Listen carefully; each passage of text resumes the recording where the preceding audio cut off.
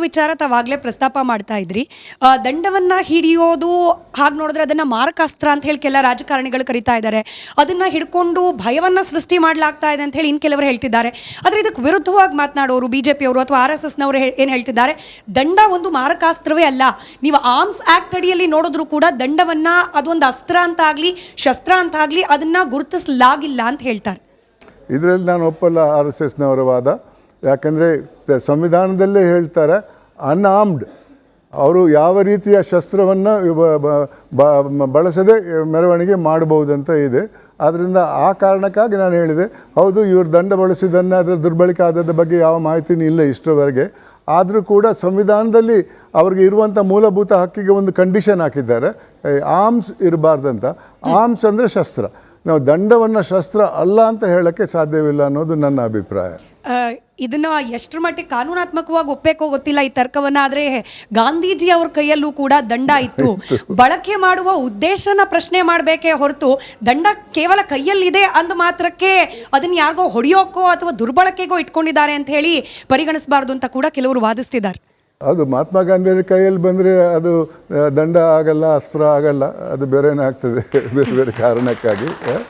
ಅದರಿಂದ ಆ ಒಂದು ಉದಾಹರಣೆಯನ್ನು ವಾದ ಮಾಡ್ಬೋದು ಅದನ್ನು ಹೇಳ್ಕೊಂಡು.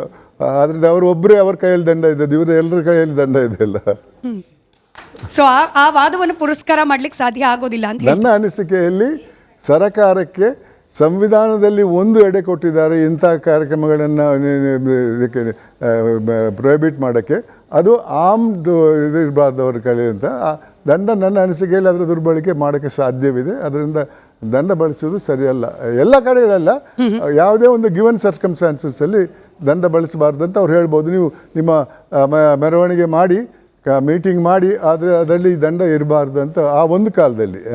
ಮತ್ತು ಇನ್ನೊಂದು ಸಂದರ್ಭದಲ್ಲಿ ಬೇರೆಯೇ ಅವರು ವಿಚಾರಣೆ ಮಾಡಬೇಕಾಗ್ತದೆ. ಸರಿ, ಕೆಲವೊಂದಷ್ಟು ಮೂಲಭೂತ ಪ್ರಶ್ನೆಗಳು ಕೂಡ RSSಗೆ ಸಂಬಂಧಪಟ್ಟಂತೆ ಚರ್ಚೆ ಆಗ್ತಾ ಇದೆ. ಅದು ನೋಂದಾಯಿತ ಸಂಸ್ಥೆಯಾಗೇ ಇಲ್ಲ, ಅಂದರೆ ಸಂವಿಧಾನದ ಅಡಿಯಲ್ಲಿ ನೋಂದಣಿ ಅನ್ನೋದು ಕಡ್ಡಾಯ ಆಗಿರೋ ಸಂದರ್ಭದಲ್ಲಿ RSS 100 ವರ್ಷ ಆದರೂ ಕೂಡ ರಿಜಿಸ್ಟರ್ ಆಗಿಲ್ಲ ಅಂತ ಹೇಳಿ ವಾದ ಮಾಡಲಾಗ್ತಾ ಇದೆ. Registration is not compulsory. Compulsory ಇದ್ದರೆ ಆ ಕಾಯ್ದೆಯಲ್ಲಿ ಹೇಳ್ತಾರೆ ಇಂಥ ಸಂಸ್ಥೆಗಳು ರಿಜಿಸ್ಟರ್ ಆಗಬೇಕಂತ. ಈಗ ಸಂಸ್ಥೆ 100 ವರ್ಷದಿಂದ ರಿಜಿಸ್ಟರ್ ಆಗಿಲ್ಲ, ಯಾರೂ ಆ ಕೇಸ್ ಹಾಕಿಲ್ಲ, ರಿಜಿಸ್ಟರ್ ಹಾಕಿಲ್ಲ ಅಂತ. ರಿಜಿಸ್ಟ್ರೇಷನ್ ಡಿಪಾರ್ಟ್ಮೆಂಟ್ನವರು ಯಾರೂ ಕೂಡ ಪ್ರಶ್ನೆ ಮಾಡಿಲ್ಲ. ಆದ್ದರಿಂದ ಇದು ಒಂದು ವಾದ ಹೊಸದಾಗಿ ಬರ್ತಾ ಇದೆ. ಹಾಗೆ ತನ್ನನ್ನು ತಾನು ಸ್ವಯಂ ಸೇವಕರ ಒಂದು ಸಂಘಟನೆ ಅಂತ ಹೇಳಿ RSS ಕರೆದುಕೊಳ್ಳುತ್ತೆ. ಪ್ರಿಯಾಂಕ್ ಖರ್ಗೆ ಅವರು ಹೇಳ್ತಿದ್ದಾರೆ, ನೀವು ಸಮಾಜ ಸೇವೆ ಅಥವಾ ಸಮಾಜಕ್ಕೆ ಪೂರಕವಾದ ಕೆಲಸಗಳನ್ನು ಮಾಡ್ತಿದ್ದೀರಿ ಅಂತಂದರೆ ಯಾವ ಕ್ಷೇತ್ರದಲ್ಲಿ ಏನು ಕೆಲಸ ಮಾಡ್ತಿದ್ದೀರಿ ಅಂತ ಹೇಳಿ ಡಿಫೈನ್ ಮಾಡಬೇಕು, ನೀವು ಡಿಫೈನ್ ಮಾಡ್ತಾ ಇಲ್ಲ ಅಂತ ಹೇಳಿ. ನನ್ನ ಪ್ರಶ್ನೆ ಏನು ಅಂತಂದರೆ, ಯಾವುದೇ ಸ್ವಯಂ ಸೇವಕ ಸಂಘಟನೆ ಆದರೂ ಕೂಡ ಅದು ತನ್ನ ಕಾರ್ಯವ್ಯಾಪ್ತಿಯನ್ನು ಡಿಫೈನ್ ಮಾಡ್ಕೊಳ್ಬೇಕು ಅಂತ ಹೇಳಿ ಕಾನೂನು ಅಪೇಕ್ಷೆ ಪಡುತ್ತೋ ಅಂತ ಹೇಳಿ. ಯಾವ ಕಾನೂನಲ್ಲೂ ಕೂಡ ಆ ಡೆಫಿನಿಷನ್ ಇರಬೇಕಂತ ಏನು ನನ್ನ ಅನಿಸಿಕೆಯಲ್ಲಿ ಇಲ್ಲ. ಅದು ತಪ್ಪು ಅಭಿಪ್ರಾಯ ಅಂತ ನಾನು ತಿಳ್ಕೊಂಡಿದ್ದೇನೆ. ಆದರೆ RSSನವರು ಮಾಡಿದಂಥ ಒಳ್ಳೆಯ ಕೆಲಸದ ಬಗ್ಗೆ ಕೂಡ ನನಗೆ ಮಾಹಿತಿ ಇದೆ. ಅಪಘಾತ ಆದಾಗ ಅವರು ಸಹಾಯಕ್ಕೆ ಬರ್ತಾರೆ. ಎಷ್ಟೋ ಸಲ ಬೇರೆ ಬೇರೆ ಘಟನೆಯಲ್ಲಿ ಸಾಮಾನ್ಯ ವ್ಯಕ್ತಿಗಳಿಗೆ ಅನ್ಯಾಯ ಅಥವಾ ಏನಾದರೂ ಇದಾದರೆ ನಷ್ಟ ಆದರೆ ಅಲ್ಲಿ ಸಹಾಯ ಮಾಡುವಂಥ ವಿಚಾರವನ್ನು ನಾನು ಮಾಧ್ಯಮದಲ್ಲಿ ಓದಿದ್ದೇನೆ. ಆದರೆ ಬೈಠಕ್ಗಳಲ್ಲಿ ಯುವಕರಲ್ಲಿ ಬ್ರೈನ್ ವಾಶ್ ಮಾಡಲಾಗ್ತಾ ಇದೆ, ಧರ್ಮದ ಹೆಸರಿನ ಅಫೀಮನ್ನು ಅವರ ತಲೆಗೆ ತುಂಬಲಾಗ್ತಾ ಇದೆ. ಹೀಗಾಗಿ ನಿಜವಾಗ್ಲೂ ಅವ್ರು ಏನು ಕೆಲಸ ಮಾಡ್ತಿದ್ದಾರೆ ಅದು ತೋರ್ಪಡಿಕೆಗೆ ಮಾತ್ರ ಸಮಾಜ ಸೇವೆ, ಆದರೆ ಅಸಲಿಗೆ ಮಾಡ್ತಾ ಇರೋದು ಧರ್ಮಗಳ ನಡುವೆ ದ್ವೇಷ ಹುಟ್ಟಾಕೋ ಪ್ರಯತ್ನ. ಇದನ್ನು ಪತ್ತೆ ಹಚ್ಚೋದು ಹೇಗೆ? ತೋರ್ಸೋಕ್ಕೆ ಅದು ಆಗ್ತಾ ಇದೆ ಅಂತ ಆಯಿತು. ಇದು ಮಿಕ್ಕಿದ್ದು ಧರ್ಮದ ನಡುವೆ ಇರುವಂಥದ್ದು ಎಲ್ಲಿ ಮಾಹಿತಿ ಎಲ್ಲಿಂದ ಬಂತು? ಇಷ್ಟು ವರ್ಷದಲ್ಲಿ ಎಂದೂ ಕೂಡ ಈ ವಿರುದ್ಧ ಮಾಡಿದ್ದೇ ಪ್ರೂಫ್ ಇಲ್ಲ. ಕರ್ನಾಟಕದಲ್ಲಂತೂ ನಾನು ಕೇಳಿಲ್ಲ. ಇದ್ದರೆ ಮಾಹಿತಿ ಇದ್ದರೆ ಮಾಡಬಹುದು ಅನ್ನೋ ಮಾಹಿತಿ ಇದ್ದರೆ ಆ ಮಾಹಿತಿಯನ್ನು ನಾವು ಕಾನೂನಿನಲ್ಲಿ ಒಪ್ಕೊಳ್ಳೋಕ್ಕೆ ಸಾಧ್ಯವಿದ್ದರೆ ಮಾತ್ರ ಅದನ್ನು ಬಳಸ್ಬೋದು. ಅದು ಕೂಡ ಪರ್ಮನೆಂಟಾಗಿ ಮಾಡೋಕ್ಕೆ ಸಾಧ್ಯ ಇಲ್ಲ ಅನ್ನೋದನ್ನು ವಿಚಾರ. ಆ ಪರ್ಟಿಕ್ಯುಲರ್ ಕಾರ್ಯಕ್ರಮವನ್ನು ಅವರು ಬ್ಯಾನ್ ಮಾಡ್ಬೋದು. ಈ ಸಂದರ್ಭದಲ್ಲಿ ನನ್ನ ಇವತ್ತಿನ ಸಂದರ್ಭದಲ್ಲಿ ಅಂಥ ಘಟನೆಗಳು ಆಗಿಲ್ಲ. ಆದ್ದರಿಂದ ಬ್ಯಾನೆಲ್ಲ ರಿಸ್ಟ್ರಿಕ್ಟ್ ಮಾಡೋದು ಕೂಡ ಸರಿಯಲ್ಲ ಅನ್ನೋದು ನನ್ನ ವಿಚಾರ. ಕರ್ನಾಟಕದಲ್ಲಿ ತಮಿಳ್ನಾಡು ಮಾದರಿಯಲ್ಲೇನೆ RSSನ ಚಟುವಟಿಕೆಗಳಿಗೆ ನಿರ್ಬಂಧ ಹೇರಬೇಕು ಅನ್ನೋ ಚರ್ಚೆಗಳಾಗ್ತಾ ಇತ್ತು ಸರ್ಕಾರದ ಮಟ್ಟದಲ್ಲಿ. ತಮಿಳ್ನಾಡಿನಲ್ಲಿ ಇದೇ ವಿಚಾರ ಕೋರ್ಟ್ಗೆ ಹೋದಾಗ ಹೈಕೋರ್ಟ್ನ ಡಿವಿಷನಲ್ ಬೆಂಚ್ ಒಂದು ಅಬ್ಸರ್ವೇಷನ್ ಮಾಡುತ್ತೆ, ಸರ್ಕಾರದ ಕರ್ತವ್ಯ ರಕ್ಷಣೆ ಮಾಡೋದೇ ಹೊರತು ನಿರ್ಬಂಧಗಳನ್ನು ಹೇರೋದು ನಿಷೇಧ ಮಾಡೋದಲ್ಲ ಅಂತೇಳಿ. ಅದನ್ನು ನಾವು ಈ ದಿನಮಾನಕ್ಕೆ ನಮ್ಮ ರಾಜ್ಯದಲ್ಲಿ ನಡೀತಾ ಇರುವ RSS ನಿಷೇಧದ ಈ ಚರ್ಚೆಗೆ ಹೇಗೆ ಅಪ್ಲೈ ಮಾಡ್ಕೊಳ್ಬಹುದು, ಮಾಡ್ಕೊಳ್ಬಹುದು? ಅಲ್ಲೂ RSS ಈಗ ತೀರ್ಪಲ್ಲಿ ಬಂದದ್ದು, ಇಲ್ಲೂ RSS ಅವರ ಚಟುವಟಿಕೆಗಳು ಒಂದೇ ರೀತಿ ಇದೆ, ಅಲ್ಲಿ ಇದೆ, ಇದೇ ರೀತಿ ಇಲ್ಲಿ ಇದೆ. ಆದ್ದರಿಂದ ಆ ತೀರ್ಪು ಇಲ್ಲಿಗೆ 100% ಅಪ್ಲೈ ಆಗ್ತದೆ ಅನ್ನೋದು ನನ್ನ ವಿಚಾರ. ಸರ್, ಈ ಪರ್ಟಿಕ್ಯುಲರ್ ಅಬ್ಸರ್ವೇಷನ್ ಸರ್ಕಾರಗಳ ಕರ್ತವ್ಯ ರಕ್ಷಣೆ ಮಾಡೋದು ನಿರ್ಬಂಧ ಹೇರೋದಲ್ಲ ಅನ್ನೋ ಅಬ್ಸರ್ವೇಷನ್ನ ಇನ್ನೊಂದು ಸ್ವಲ್ಪ ವಿಶ್ಲೇಷಣೆ ಮಾಡ್ಬೋದಾ? ಇದನ್ನು ನಾವು ಯಾವ ರೀತಿ ಅರ್ಥ ಮಾಡ್ಕೊಳ್ಬೇಕು ಅಂತ? ಖಂಡಿತವಾಗಿಯೂ ಕೂಡ ಒಬ್ಬ ವ್ಯಕ್ತಿಯ ಮೂಲಭೂತ ಹಕ್ಕನ್ನು ನೀವು ಅದಕ್ಕೆ ರಿಸ್ಟ್ರಿಕ್ಷನ್ ಹಾಕಬೇಕಾದ್ರೆ ಅದರಲ್ಲಿ ಸರ್ಕಾರಕ್ಕೆ ಈ ತೀರ್ಪಲ್ಲಿ ಹೇಳಿದಂಥ ಮಾತು ಅನ್ವಯ ಆಗ್ತದೆ. ಯಾಕಂದರೆ ನಿಮ್ಮ ಅಧಿಕಾರ ನಿರ್ಬಂಧ ಮಾಡುವುದಲ್ಲ, ಅಂಥ ಘಟನೆಗಳನ್ನು ತಡೆಯುವುದು ನಿಮ್ಮ ಕರ್ತವ್ಯ. ಅದಕ್ಕೆ ಬೇಕಾದಂಥ ಇದನ್ನು ನೀವು ಸ್ಟೆಪ್ಸ್ ತಗೊಳ್ಬೇಕು, ಪ್ರಿವೆಂಟಿವ್ ಸ್ಟೆಪ್ಸ್ ತಗೊಳ್ಬೇಕಂತ ಮದ್ರಾಸ್ ಹೈಕೋರ್ಟ್ನ ಜಡ್ಜ್ಮೆಂಟ್ ಹೇಳ್ತಾ ಇದೆ. ಅದೇ ರೀತಿ ಇವ್ರು ಮಾಡಬೇಕು, ನಿರ್ಬಂಧನೆ ಮಾಡುವುದಲ್ಲ, ಆದರೆ ಅವರ ಚಟುವಟಿಕೆ ಮೇಲೆ ಕಣ್ಣಿಟ್ಟುಕೊಂಡು ಅವ್ರು ಏನಾದರೂ ಕಾನೂನಿಗೆ ವಿರುದ್ಧವಾದ ಕೆಲಸ ಮಾಡೋದಿದೆ ಅದು ತಡೆ ಹಿಡಿಯುವಂಥ ಸ್ಟೆಪ್ಸ್ಗಳನ್ನು ಸರ್ಕಾರ ತಗೊಳ್ಬೇಕು. ಇನ್ನು ಸರ್ಕಾರಿ ನೌಕರರು RSSನ ಚಟುವಟಿಕೆಯಲ್ಲಿ ಭಾಗಿ ಆಗಬಹುದಾ ಆಗಬಾರ್ದಾ ಅನ್ನೋದ್ರ ಬಗ್ಗೆ ಕೂಡ ಚರ್ಚೆ ಆಗ್ತದೆ. ಈ ಚರ್ಚೆ ನಡುವೆನೇ PDO ಪ್ರವೀಣ್ ಅನ್ನೋರನ್ನ ಅಮಾನತು ಕೂಡ ಮಾಡಾಗಿದೆ. ಈಗ ಕೇಂದ್ರ ಸರ್ಕಾರದ ನಿಯಮ ಒಂಥರ ಹೇಳುತ್ತೆ, ಈಗ ರಾಜ್ಯ ಸರ್ಕಾರ ತಂದಿರುವ ಹೊಸ ನಿಯಮ 2021 ನಂತರದ ನಿಯಮ ಒಂಥರ ಹೇಳುತ್ತೆ. ಗೊಂದಲಕ್ಕೆ ಕಾರಣವಾಗ್ತಾ ಇದೆಯಾ ಇದು ಅಂತ ಹೇಳಿ. ಆ್ಯಕ್ಚುಲಿ ಸರ್ಕಾರಿ ನೌಕರರು ಈ ರೀತಿ RSS ರೀತಿಯ ಸಂಘಟನೆಗಳ ಚಟುವಟಿಕೆಯಲ್ಲಿ ಭಾಗಿ ಆಗಬಹುದಾ ಆಗಬಾರ್ದು? ನನ್ನ ಅನಿಸಿಕೆಯಲ್ಲಿ ಇಂಥ ಪ್ರೊಹಿಬಿಷನ್ ಇರಬಾರ್ದು. ಅದು ಒಬ್ಬ ವ್ಯಕ್ತಿಯ ಫಂಡಮೆಂಟಲ್ ರೈಟ್, ಯಾವ ಗುಂಪಲ್ಲಿ ನಾನು ಇರಬೇಕಂತ. ಆದರೆ ಆ ಗುಂಪಿನಲ್ಲಿ ಇರೋ ಆ ಗುಂಪಿನ ಚಟುವಟಿಕೆಗಳು ಕಾನೂನಿಗೆ ವಿರುದ್ಧವಾಗಿದ್ದರೆ ಆತ ಸರ್ಕಾರಿ ನೌಕರನಾಗಿ ಆ ಗುಂಪಲ್ಲಿ ಇರಬಾರ್ದಂತ ಸರ್ಕಾರ ಆದೇಶ ಕೊಡ್ಬೋದು. ಹೊರತು ನೀವು ಆ ಗುಂಪಿಗೆ ಸೇರಬಾರ್ದು, ಈ ಗುಂಪಿಗೆ ಸೇರಬಾರ್ದು ಅಂದರೆ ಯಾವ ಗುಂಪಿಗೂ ಸೇರಬಾರ್ದಂತ ಮಾಡಬೇಕು ಸರ್ಕಾರ. ನಿಜ. ಈ ಸಿವಿಲ್ ಸರ್ವಿಸ್ ಕಾಂಡಕ್ಟ್ ರೂಲ್ ಪ್ರಕಾರವೂ ನೋಡೋದಾದರೆ ಪೊಲಿಟಿಕಲ್ ವರ್ಕಲ್ಲಿ ಭಾಗಿಯಾಗೋ ಹಾಗಿಲ್ಲ, ಡಿಸ್ಟ್ರಕ್ಟಿವ್ ಕೆಲಸಗಳಲ್ಲಿ ಭಾಗಿಯಾಗೋ ಹಾಗಿಲ್ಲ ಸರ್ಕಾರಿ ಸಿಬ್ಬಂದಿಗಳು ಅಂತಿರೋದು. ಬಟ್ RSS ಹೇಳೋ ಪ್ರಕಾರ ನಾವು ಪೊಲಿಟಿಕಲ್ ವಿಂಗು ಅಲ್ಲ, ನಾವು ಯಾವುದೇ ಡಿಸ್ಟ್ರಕ್ಟಿವ್ ಕೆಲಸನೂ ಮಾಡ್ತಿಲ್ಲ ಅಂತ ಹೇಳಿ ಸ್ಪಷ್ಟನೆ ಕೊಡ್ತಿರುವಾಗ ಸರ್ಕಾರ ತಮ್ಮ ನೌಕರರು ಪೊಲಿಟಿಕಲ್ ವರ್ಕಲ್ಲಿ ಕೆಲಸ ಮಾಡಬಾರ್ದಂತ ಇಲ್ಲ, ಭಾರತದ ಎಲ್ಲ ಪ್ರಜೆಗಳು ಮಾಡಬಾರ್ದಂತೇನಿಲ್ಲ. ಹಂಗಿದ್ದಿದ್ರೆ ಪೊಲಿಟಿಕ್ಸ್ ಇರಲ್ಲ.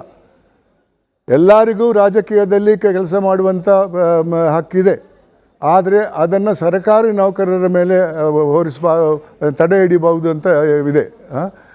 ಇವಾಗ RSS ಸರ್ಕಾರಿ ನೌಕರರಿಗೆ ಪ್ರೊಹಿಬಿಟೆಡ್ ಅಂದಾಗಿದ್ದರೆ ಅಂಥ ಇತರ ಸಂಸ್ಥೆಗಳಿಗೂ ಪ್ರೊಹಿಬಿಟ್ ಆಗಬೇಕು. ಆವಾಗ ಇವರ ಪಕ್ಷಕ್ಕೆ ಸೇರಿದಂಥ ಸಂಘಟನೆಯಲ್ಲಿ ಇರಬಾರ್ದಾಗ್ತದೆ.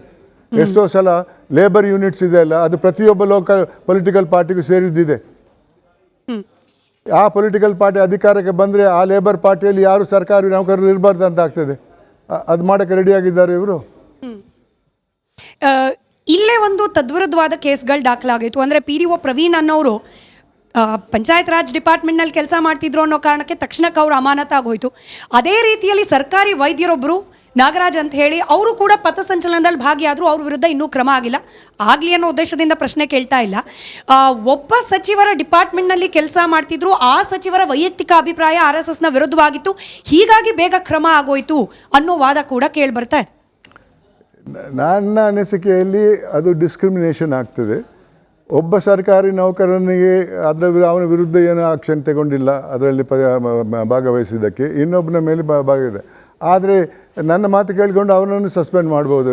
ಅದರಿಂದಾಗಿ ನಾನು ಇದರ ಬಗ್ಗೆ ಮಾಹಿತಿ ಕೊಡೋಕ್ಕೆ ಹೋಗಲ್ಲ. ಸರಿ ಸರ್, ನೀವಾಗಲೇ ಹೇಳ್ತಾ ಇದ್ರಿ, ಹಾಗೆ ನೋಡಿದ್ರೆ ಯಾವುದೇ ವಿಚಾರದಲ್ಲಿ ಅಂದರೆ ಸರ್ಕಾರಿ ನೌಕರರು ರಾಜಕೀಯ ಚಟುವಟಿಕೆಯಲ್ಲಿ ಭಾಗಿಯಾಗಬಾರ್ದು ಅಂದರೆ ಎಲ್ಲದಕ್ಕೂ ಅನ್ವಯ ಆಗಬೇಕು ಅಂತೇಳಿ. ನೆನ್ನೆ BJP ನಾಯಕರು ಪ್ರೆಸ್ ಮೀಟ್ ಮಾಡ್ತಾ ಹೇಳ್ತಾರೆ, ಹಂಪಿ ಯೂನಿವರ್ಸಿಟಿಯಲ್ಲಿ ಪ್ರೊಫೆಸರ್ ಆಗಿರುವವರೊಬ್ಬರು AICCಯ ಪದಾಧಿಕಾರಿಯಾಗಿ ಕಾರ್ಯ ನಿರ್ವಹಿಸ್ತಿದ್ದಾರೆ ಅಂತ ಹೇಳಿ. ಹೌದು, ಅವರನ್ನು ಕೇಳಬೇಕು ಸರ್ಕಾರ, ಅವರನ್ನು ಯಾಕೆ ಮಾಡಿಲ್ಲ? ಅದು ಬರೀ ವಿರುದ್ಧ ಪಕ್ಷದವರು ಅವ್ರಿಗೆ ಎಫಿಲಿಯೇಟ್ ಆಗಿದ್ದರೆ ಮಾತ್ರ ಅವ್ರ ಮೇಲೆ ಆ್ಯಕ್ಷನ್, ನಮ್ಮ ಪಕ್ಷಕ್ಕೆ ಸೇರಿದವ್ರ ಮೇಲೆ ಏನಿಲ್ಲ ಅಂತ ಆಯ್ತಲ್ಲ, ಅದು ತಾರತಮ್ಯ ಆಗ್ತದೆ. It's violative of article 14. ಸರಿ, ಲ್ಯಾಂಡ್ ಆಡಿಟ್ನ ಮಾಡ್ತೀವಿ ಅಂತ ಕೂಡ ಕಾಂಗ್ರೆಸ್ ಸರ್ಕಾರ ಚರ್ಚೆ ಮಾಡ್ತಿದೆಯಂತೆ. RSSಗೆ ಸಂಬಂಧಪಟ್ಟ ಭೂಮಿ ಎಲ್ಲೆಲ್ಲಿದೆ ಅದರ ಆಡಿಟನ್ನು ಮಾಡ್ತೀವಿ ಅಂತ ಹೇಳಿ. ಇದು ಒಂದು ಕಾನೂನಾತ್ಮಕ ಪ್ರಕ್ರಿಯೆ, ಬಟ್ ಇದ್ರ ಹಿಂದೆ ಕೂಡ ರಾಜಕೀಯ ದ್ವೇಷ, ಅದರ ಲೆಕ್ಕಾಚಾರ ಅನ್ನೋ ಚರ್ಚೆ ಪೊಲಿಟಿಕಲ್ ಫೋರಮಲ್ಲಿ ಆಗ್ತಾ ಇದೆ. ಖಂಡಿತ ಕಾಂಗ್ರೆಸ್ನವ್ರಿಗೂ ಅವ್ರದ್ದು ಆಸ್ತಿ ಗಿಸ್ತಿ ಇದೆ, ಅದರ ಬಗ್ಗೆ ಪಾರ್ಟಿಗೆ ಇದ್ದಂಥ ಆಸ್ತಿಗಳ ವಿರುದ್ಧ ಕೂಡ ಆಡಿಟ್ ಆಗಲಿ, ಎಲ್ಲರೂ ಆಡಿಟ್ ಮಾಡಿ ತೋರಿಸ್ಲಿ. ಅದು ಬರೀ ಒಂದು ಪಕ್ಷಕ್ಕೆ ಯಾಕೆ? ಇದು ತೋರಿಸ್ತಾ ಇದೆ ವಿರೋಧ ಪಕ್ಷವನ್ನು ಬೇರೆ ಬೇರೆ ರೀತಿಯಲ್ಲಿ ಕಡೆಗಣಿಸುವಂಥ ಒಂದು ಪ್ರಯತ್ನ ನಡೀತಾ ಇದೆ. ರೈಟ್. ನಾನು ಆಡಿಯನ್ಸಲ್ಲಿ ಯಾರಿಗಾದರೂ RSSನ ಚಟುವಟಿಕೆ ನಿರ್ಬಂಧ ಇದ್ರ ಬಗ್ಗೆ ಏನು ಅನುಮಾನಗಳಿದೆ ಅದ್ರ ಪ್ರಶ್ನೆ ಕೇಳಲಿಕ್ಕೆ ಅವಕಾಶ ಕೊಡ್ತೀನಿ. ಒಬ್ಬರಾದ ನಂತರ ಒಬ್ಬರು. RSS ಒಂದು ಸಾಂಸ್ಕೃತಿಕ ಮತ್ತು ರಾಷ್ಟ್ರೀಯತೆಯನ್ನು ಸಾರ್ತಕ್ಕಂಥ ಒಂದು ಸಂಸ್ಥೆ.